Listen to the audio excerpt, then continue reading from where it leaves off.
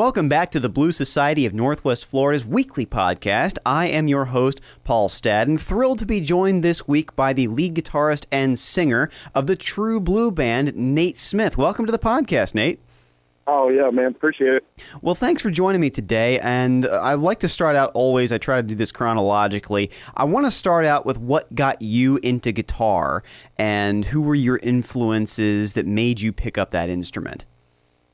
Well, I guess the biggest thing, my dad played. He played professionally, right. And he kind of got me started with it, man. And you know, most blues guys say, you know, Hendrix, Stevie, and probably one of my biggest influence, like playing-wise, is Robin Ford. Oh, nice. I really love Robin, man. He's great. Larry Carlton, I can name 10,000 of them. So you kind of like that more singing sustain kind of playing.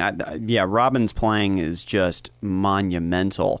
Is that kind of why... I don't know. I see a lot of blues guys. It's like they're splitting off between the guys who like playing clean and the guys who like playing more on the gritty side. So you're more of a gritty player?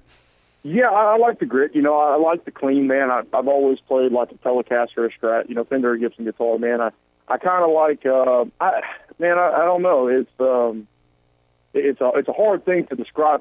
My tone is relatively clean, you know. It's not super, super gritty. You know, I really dig slide guitar. You know, I like the Allman Brothers. You know, so there's so many different influences that I like. And I just kind of, you know, over the years, you just kind of find your own sound and kind of go with it. Well, I see a lot of the different influences filtering in your playing because, you know, you've got kind of the funk feel to it. You'll do songs like Shaky Ground, those kinds of things. And so how did you kind of narrow down to being more of a blues player? Was it the necessity of who your audience was and what they were willing to hear? Or was it kind of your choice and like, I'm going to find the people that play this kind of style? Well, you know, my favorite kind of music, man, is like a primal dance group, you know, and nice. It happens to be more of a blues influence, you know. And, okay. You know, everybody can, you know, relate to, you know, some of the simple formats of blues, and you know, we do some jazz stuff, but for the most part, it's definitely blues or kind of groove oriented. We just happen to be, you know, more of a blues group, you know, and right. But no, it's definitely all about the primal groove for me. Nice. I love it. So how did you get into doing like the guitar tech and the teaching? Was that just you of necessity having to work on your own stuff, or was it because you actually had a passion for like working on the guitars and then teaching that guitar to other people? Oh, well, yeah, it was kind of a transitional period. When I was like 16 or 17 years old, man, you'd go to a guitar tech, you know, and they would, you know, charge you $50 for a setup. You know? Right. Basically, man, I just did my homework. I build guitars. I work on guitars, man. I do a lot with them. And, yeah, it was just kind of a natural thing. I just kind of started doing a lot of different things. And, you know, and over time, I got pretty decent at it. And that's what I wound up doing for a living. I got a little music store, ARC Music. And that's where I teach professionally and do tech work professionally. And I'm super blessed, and it's a really cool job. Awesome. Let's go back to the band a little bit here. Tell me about the album Coming After You. Where can I plop down my money for this? Okay. Basically, we're doing it out of ARC Music and Sound. It's about halfway through. I'm not completely finished with it. I'm actually going to take a little bit of time off to finish it. I'm pretty busy, like most musicians are, you know. Sure. And we play, you know, between 12 and, you know, 15 times a month or so. And it's just really hard to find that time, you know. Yeah. And I want it to be right, you know, so we're going to spend the next 2 months kind of really focused. I'm still going to play, but I need to get that finished, you know, and kind of step up the group to the next level. Yeah. Is it all originals, or are there some covers on there, too? Yeah, definitely. It is. It's going to be all original. Nice. So is it more along the lines of your kind of funk groovy style? Can we expect more of that True Blue Band sound on this record? Absolutely, yeah. I think when we play covers and stuff, we always like to play like our own flavor and our own twist on it. And, you know, and like I said, I like to stay with the groove and the, you know, and the blues and kind of the fun. So yeah, it's absolutely going to be exactly what we replicate live. Love it. So who can I hear on this album? Is it your current lineup, David, Mark, and Shelley? Tell me about these guys.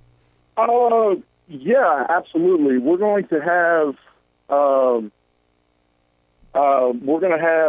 have some keys. Probably Mark Percher will be playing keys. I got a buddy of mine, Rocky Slate, that'll be playing awesome stuff.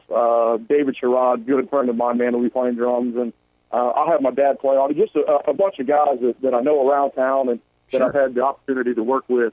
That are going to be playing on the album, so it's going to be a cool collaboration. Nice. So, do you like more of a live feel when you're in there? Do you guys just all sit in the studio at the same time and play, or are you like that studio perfectionist? You know, you're going to do this take, we're going to layer it. Everything is going to be perfect.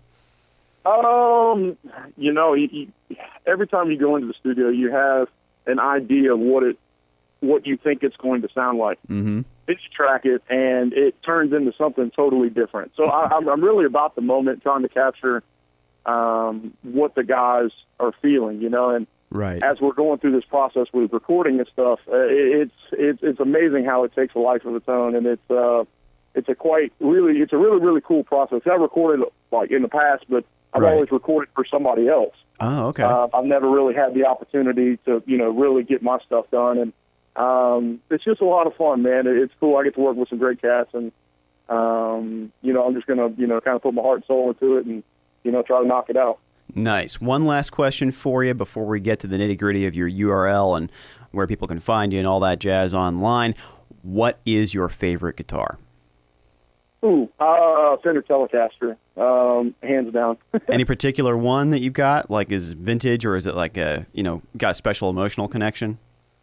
I've had a few of them. The one that I currently play is like an '84, and it's, you know, it's beat up. It's been played a lot, you know, and it's got like custom hand wound pickups from Mark Webber. No, I like that with the vintage sound amps. You know, I'm really happy with you know, my tone nowadays, and it's we got a lot of people in town that do some really great work, man, and like Rick Hayes of Vintage Sound, and you know, Mark Webber that does the pickups for me. And no, I'm super happy with the Telecaster, man. That's definitely my go-to.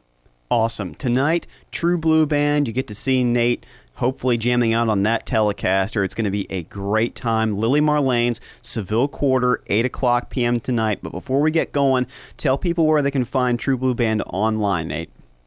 You can check us out on Reverb Nation. If you just go to trueblueband.com, we got a website, and we also have a Facebook page, so you can check us out. Just a basic Google search, True Blue Band, Gulf Breeze, Florida, and we'll pop up on a couple different things. Nice. Nate, look forward to you guys playing tonight. It is going to be an awesome show. Thanks for the time, man. Hey, man, thank you for your time. I appreciate you.